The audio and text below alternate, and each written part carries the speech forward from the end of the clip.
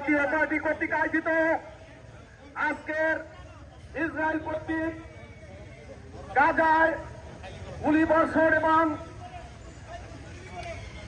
অন্যান্য হামলার প্রতিবাদে আজকের এই সমাবেশে উপস্থিত আমাদের জাতীয় পার্টির চেয়ারম্যান জনবন্ধু জনাব গোলাম মোহাম্মদ কাদের, উপস্থিত আছেন জাতীয় পার্টির বিপ্লবী মহাসচিব জননেতা জনাব মুজিবুল হক চূন্য সহ জাতীয় পার্টির প্রেসিডিয়ামের সদস্যবৃন্দ, উপদেষ্টা মণ্ডলী, জাতীয় পার্টির কেন্দ্রীয় নেতৃবৃন্দ, অঙ্গ এবং সহযোগী সংগঠনের নেতৃবৃন্দ, আসসালামু আলাইকুম।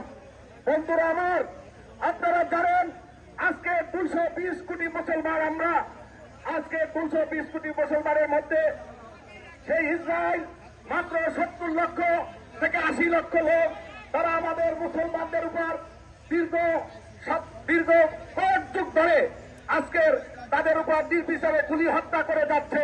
সেখান থেকে কোন শিশু এবং মা বোনেরা রেহাই পাচ্ছে না।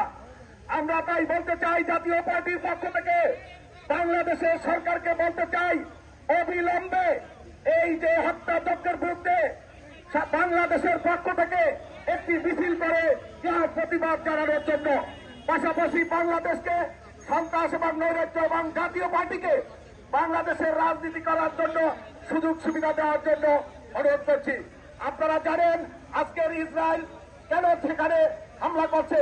একটি দেশ সেখানে তাদেরকে উচ্ছেদ করে তাদের সেই মাটিতে যে আপনার বিভিন্ন সম্পদ রয়েছে, সেই সম্পদের লোভে আজকে তাদেরকে খালি করে ওখানে তারা কলকারখানা, ইন্ডাস্ট্রি এবং মাটির নিচে যে প্রয়োজনীয় সম্পদ রয়েছে সেইটা উদ্ধার করে তারা ব্যবসা বাণিজ্য করবে। এই হলো এই দেশটির লোভ।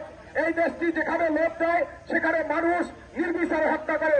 আমরা তাই বলবো সমস্ত মুসলমানদেরকে ঐক্যবদ্ধভাবে হয়ে এর প্রতিবাদ করতে হবে, সারা বিশ্বে প্রতিবাদ করবে।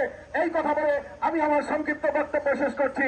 বাংলাদেশ জিন্দাবাদ, জাতীয় পার্টি জিন্দাবাদ।